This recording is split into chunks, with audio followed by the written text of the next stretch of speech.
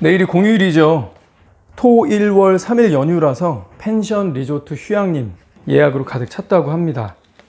달력을 볼 때 언제나 이 반가운 날은 이 빨간색으로 체크되어 있는 부분이죠. 공부하기도 싫고 학교 가기도 싫고 초중고 어린 나이에도 달력을 볼 때면 이 빨간 글씨로 체크된 그 일요일과 공휴일만 기다렸던 기억이 있습니다. 공휴일이 없는 7월 달하고 11월 달이 제일 별로였어요. 근데 어른이 돼서도 이 어른들의 심정도 이와 비슷한 것 같습니다. 일하기 싫고 출근하기 싫고 공휴일이나 주말이 기다려지는 이유입니다. 그런데 학생으로서 공부하고 그 가운데 적성을 찾아서 성인이 되어 일하는 것, 좋은 것이고 꼭 필요한 것이죠. 그럼에도 우리 모두는 쉼을 원합니다. 쉼에 대한 바람은 우리 마음 한자리에 늘 있는 것 같아요. 쉬어야죠. 그런데 잘 쉬어야 됩니다. 이 생로병사의 비밀, 휴식편을 어제 한번 보았습니다. 어떤 이는 소파에 드러누워 TV 채널을 돌리며 하루에 많은 시간을 보내는데도 만성 수면 부족을 호소하고 피곤하다고 말하더라고요. 그런데 어떤 이는 종일 나가서 일을 했지만 돌아와서는 헬스장으로 달려갑니다. 그런데 피곤하다 얘기하지 않고 활력 있게 지내면서 렘수면을 취하더라고요. 공휴일을 보내고도 다음날 피곤을 호소하는 경우가 많습니다.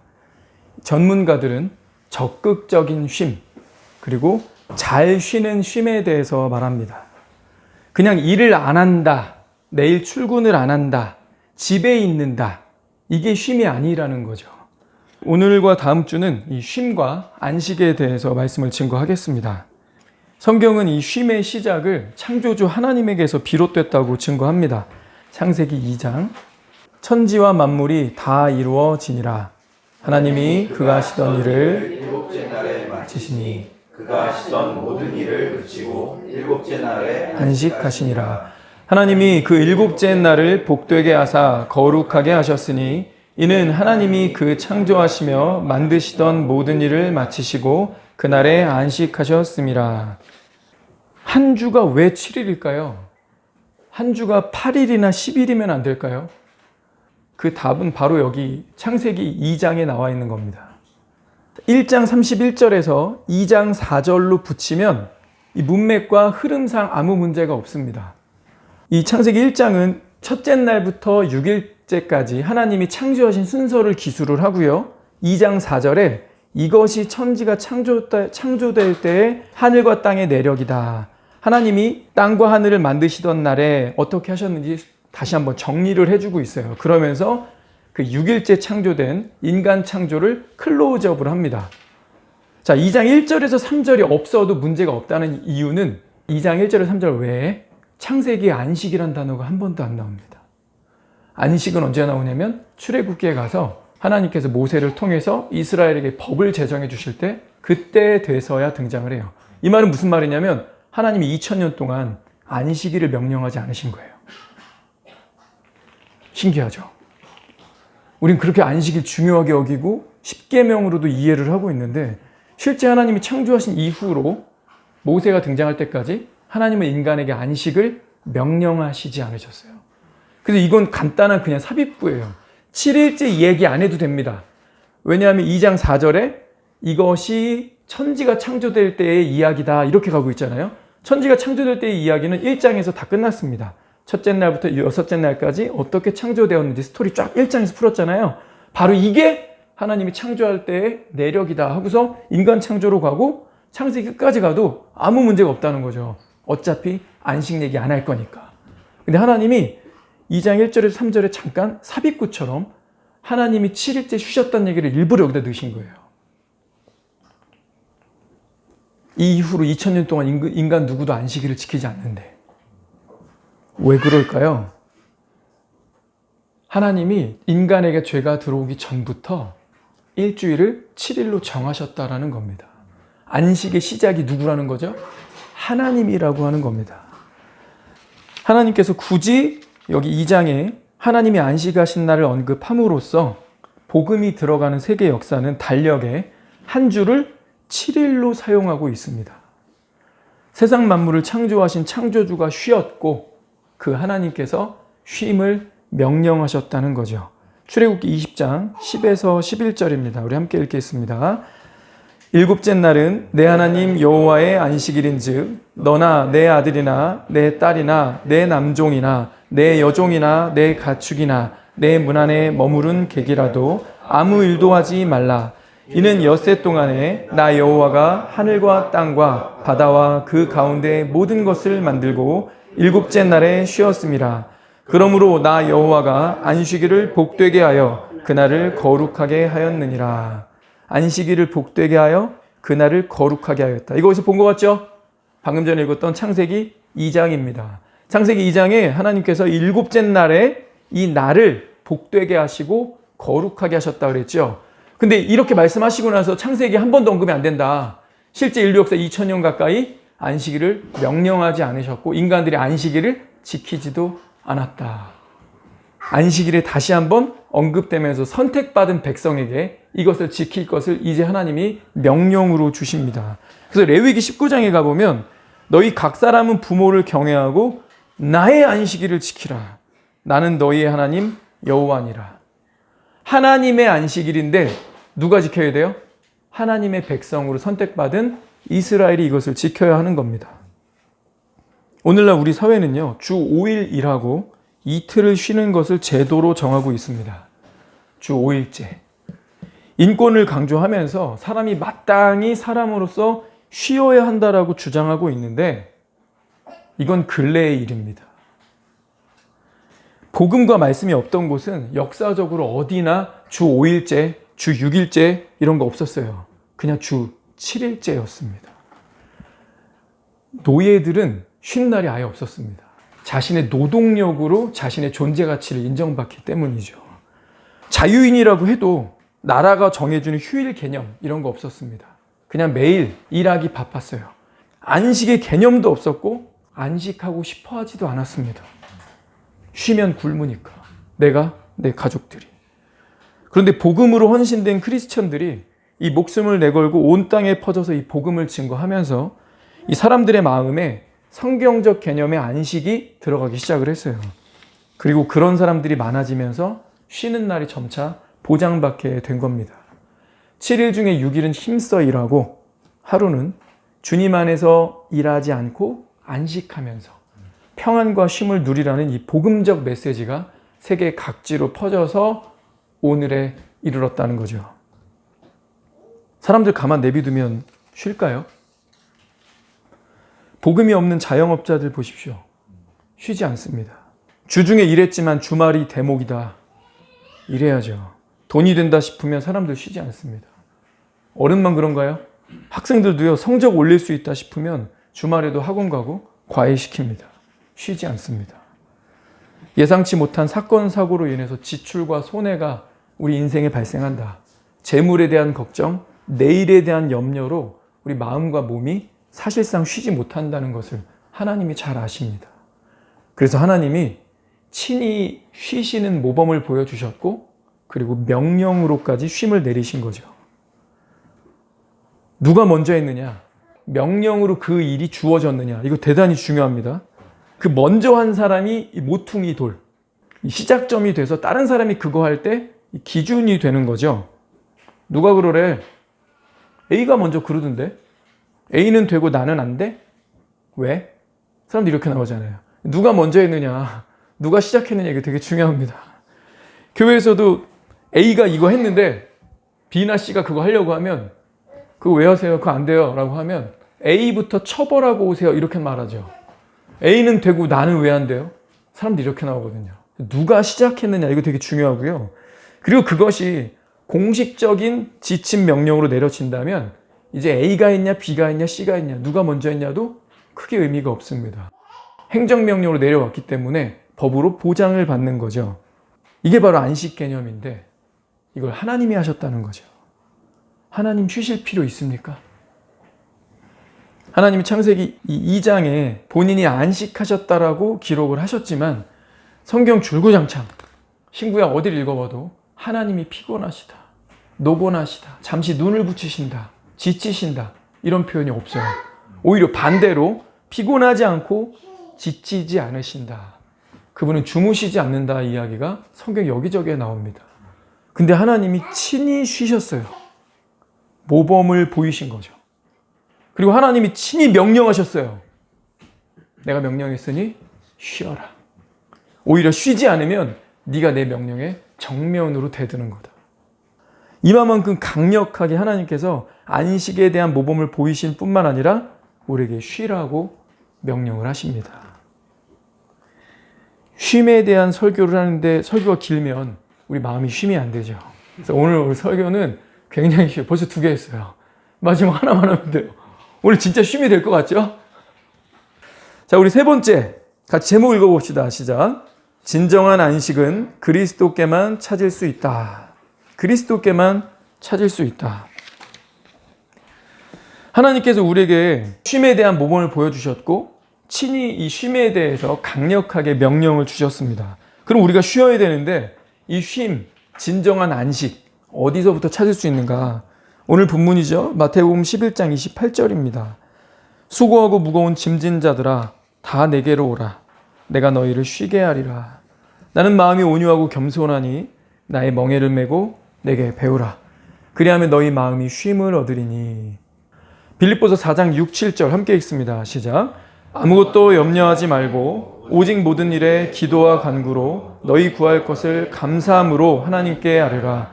그리하면 모든 지각에 뛰어난 하나님의 평강이 그리스도 예수 안에서 너희 마음과 생각을 지키시리라. 로마서 1장 7절에요.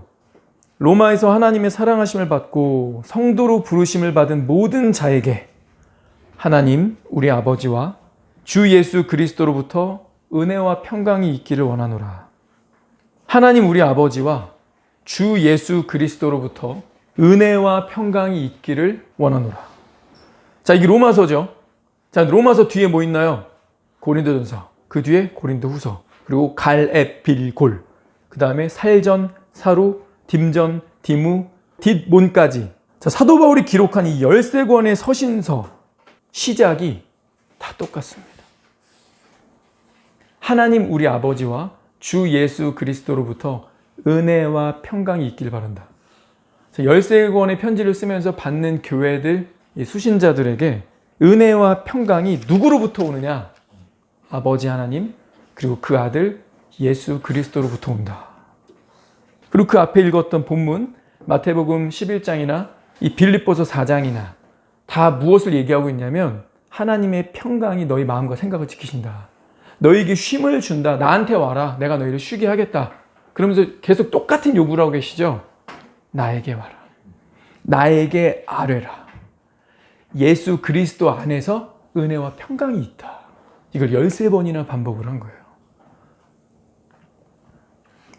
사람들이 자기 행위가 악함으로 빛보다 어둠을 더 사랑한 것이라. 악을 행하는 자마다 빛을 미워하여 빛으로 오지 빛 아니하나니 이는 그 행위가 드러날까 함이요.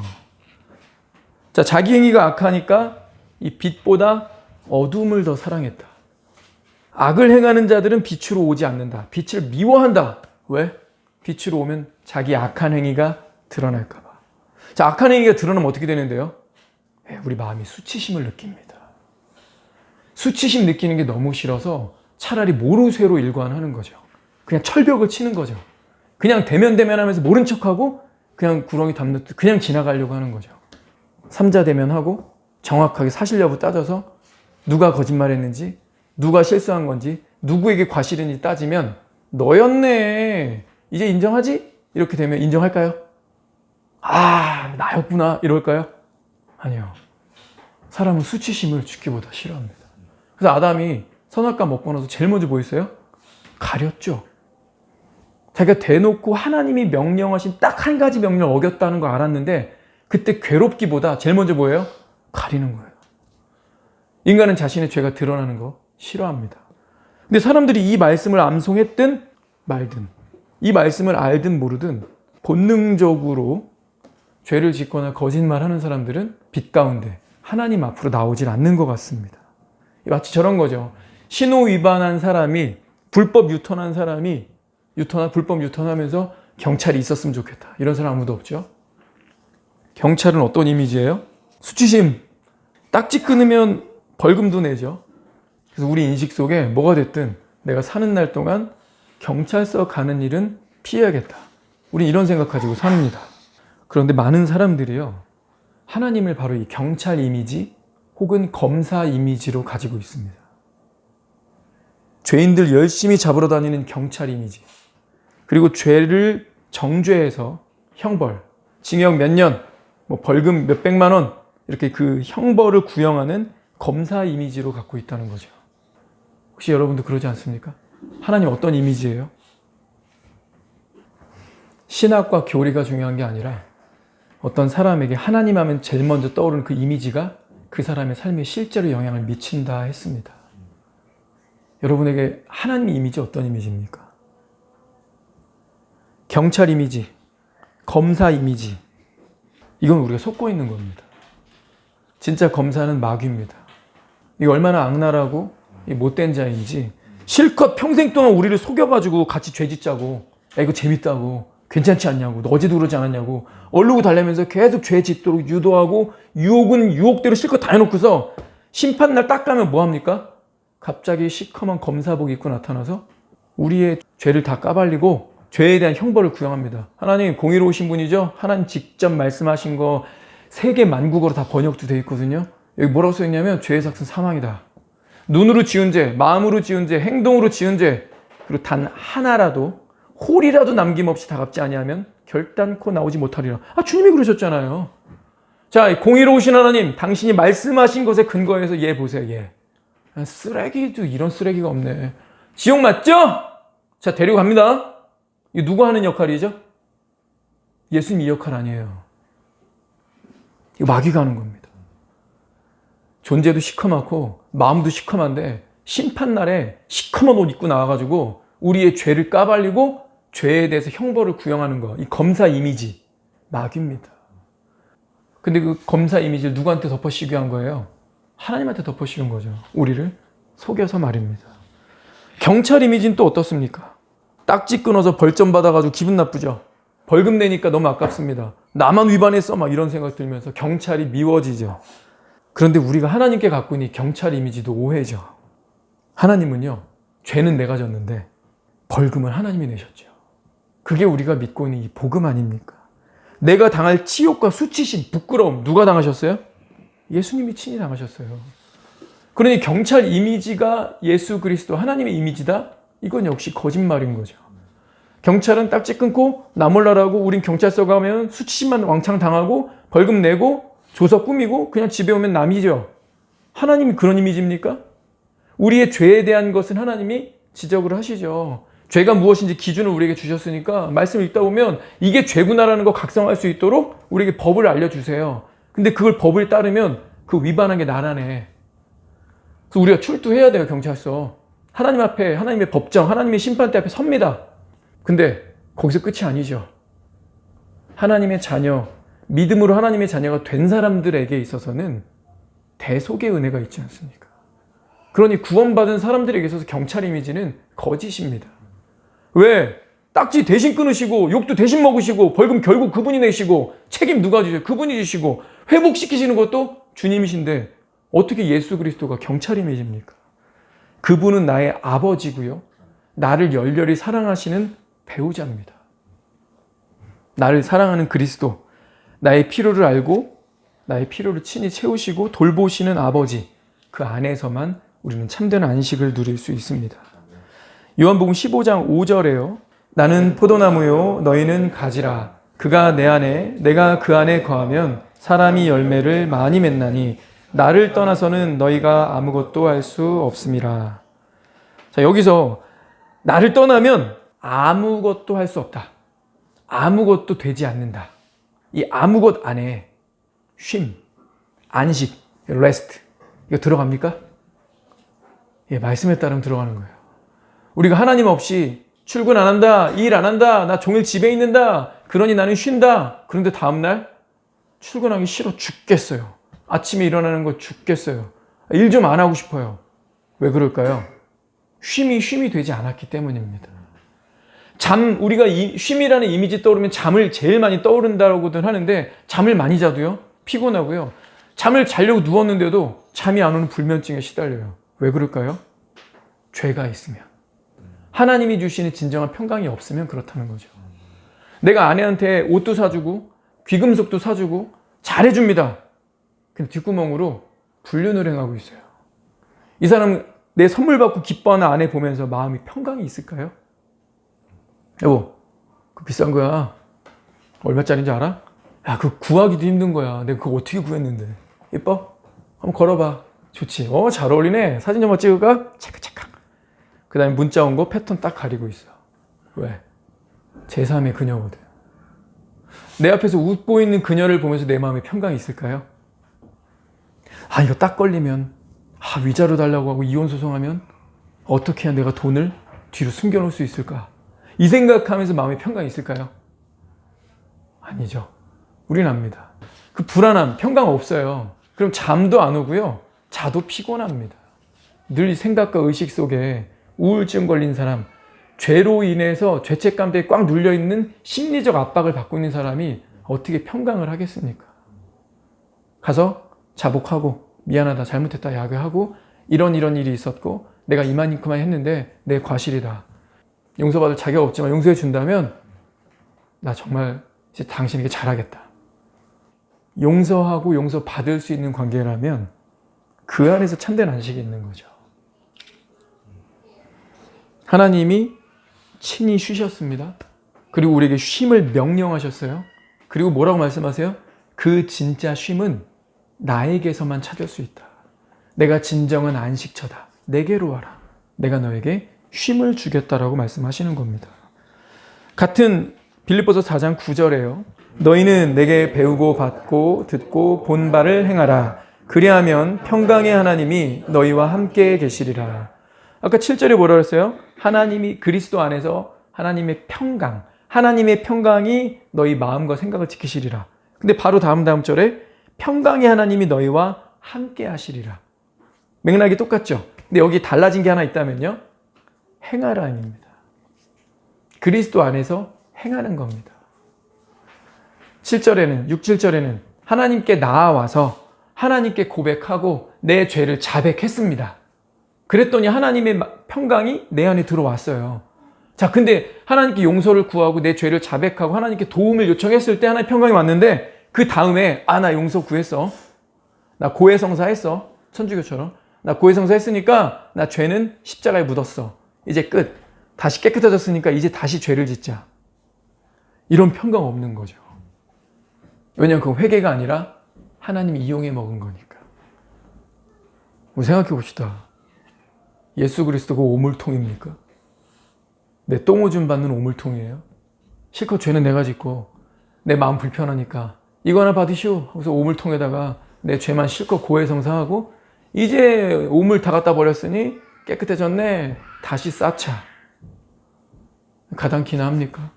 그렇지 않죠. 그래서 말씀도 이런 흐름과 맥락이 있는 거죠. 너희는 내게 배우고 받고 듣고 본 바를 행하라. 그럴 때 그리하면 하나님의 평강이 우리와 함께 하신다. 우리의 마음과 생각을 지키시고 우리를 위로하시고 격려하시면서 회복시키시는데 따라오고 순종하고 그러할 때 하나님의 임재, 임마누엘의 하나님이 우리와 함께 하심으로써 진정한 하나님의 평강이 나와 함께 하는 거죠. 예레미야 6장 16절에요. 여호와께서 이와 같이 말씀하시되 너희는 길에 서서 보며 옛적 길, 곧 선한 길이 어디인지 알아보고 그리로 가라. 그리로 가라. 너희 심령이 평강을 얻으리라 하나 그들의 대답이 우리는 그리로 가지 않겠노라 하였으며 하나님께서 진정한 쉼, 평강을 얻는 길을 알려주시죠. 뭐예요? 여호와께서 말씀하시는데 너희가 가만히 서서 보면서 생각 좀 해라. 알아봐라. 그리고 알아본 다음에 알게 됐으면 그 길을 가라. 근데 그 길은 선한 길이었습니다. 하나님의 길, 의로운 길, 그리스도의 길이었어요. 이 길을 가면 어떻게 된대요? 심령이 평강을 얻으리라. 내가 두 마음을 품지 않았어요. 내 아내만 사랑해요. 아내를 기쁘게 해주려고 선물을 준비해요. 아내를 위해서 봉사해요. 그 사람 밤에 잘 때 깨름칙하고 불안할까요? 그렇지 않아요. 남편분들 아시죠? 아내분들도 아시죠? 내가 한 사람에게 충실하면 담대함이 있습니다. 주님은 우리에게 그걸 말씀하시는 거예요. 그리스도의 길, 선한 길을 알아보고 그리고 그 길로 가라. 그럼 내가 보장하는데 네 마음이 평강이 있다. 그리스도 밖에서는 안식이 없습니다. 죄만 있을 뿐입니다. 그리스도 밖에서는 양심의 불편함과 은밀한 열매들만 무성할 뿐입니다. 주님은 우리에게 평강 얻는 길을 제시하시면서 그 길로 가라고 하십니다. 사랑하는 형제자매님, 오늘 우리는 안식을 주시는 분에 대해서 배웠습니다. 안식을 친히 제정하시고 모범을 보이시면서 우리에게 안식하라고 강력하게 명령을 하셨어요. 그리고 이 참된 안식은 바로 나에게서만 얻을 수 있다라고 하십니다. 그리스도를 떠나서 우리가 어디서 안식할 수 있겠습니까?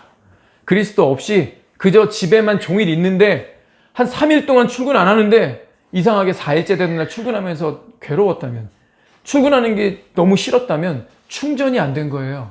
쉼이 안 된 거죠. 잘못 쉰 겁니다. 주님께 가야 합니다. 주님 안에서만 참된 쉼이 있기 때문입니다. 기도하겠습니다. 주님, 우리 모두 쉼을 원합니다. 진정한 의미의 평강을 품고 안식해보고 싶습니다. 잠을 자도 좀 푹 자는데 우리 몸이 개운해지고, 그런데 우리 마음의 어떤 문제들, 풀리지 않는 고민들, 그리고 나의 어떤 반복되고 있는 죄의 패턴들이 내 발목을 잡고 있는 것 같고 내 심령을 누르고 있는 것 같고, 교회를 오지만 예배를 드리지만 마음은 늘 뭔가 눌려있는 그런 느낌에 우리가 진정한 쉼을 누리지 못하고 있습니다. 주님, 오늘 주님께서 우리에게 보여준 이 심플한 진리, 단순한 진리를 이젠 좀 우리가 믿기를 원합니다. 교회에서 맨날 논하는 표현과 그 단어가 믿음인데, 믿음으로 천국 간다, 믿음으로 구원받는다, 믿음으로 죄사함 받는다, 맨날 믿음 타령을 했는데, 솔직히 돌아보면 어느 말씀이든 하나 콕 집어놓고 정말 내가 이 말씀 믿는다, 내가 이 말씀 진짜로 믿고 붙든다 했던 말씀들이 과연 몇 절이나 되겠습니까? 그러나 오늘 바로 이 말씀에 우리가 믿음이라고 하는 우리의 인장을 찍고 싶습니다. 하나님 안에서만 안식을 누릴 수 있구나. 듣고 본 바를 행하라. 선한 길을 걸어가라. 하나님께 아뢰라.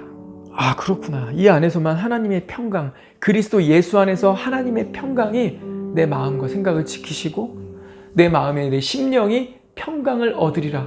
이거구나. 주님, 우리가 이 말씀에 진짜 믿음으로 도장 찍으며 내가 이 말씀을 취하게 해주십시오. 이 말씀을 붙들게 해주십시오. 그래서 하나님만 빼놓고 누리려고 했던 휴일과 하나님만 빼놓고 보내려고 했던 나의 여가 시간과 퇴근 이후의 그 시간들이 하나님의 임재 안에서 우리가 진정한 쉼과 안식을 누리게 되는 우리들 되기를 간절히 소원합니다. 하나님의 평강과 안식 가운데서 주님을 영화롭게 하다가 주님 만난 우리들 되기를 소원할 때 예수 그리스도 이름으로 축원합니다. 아멘.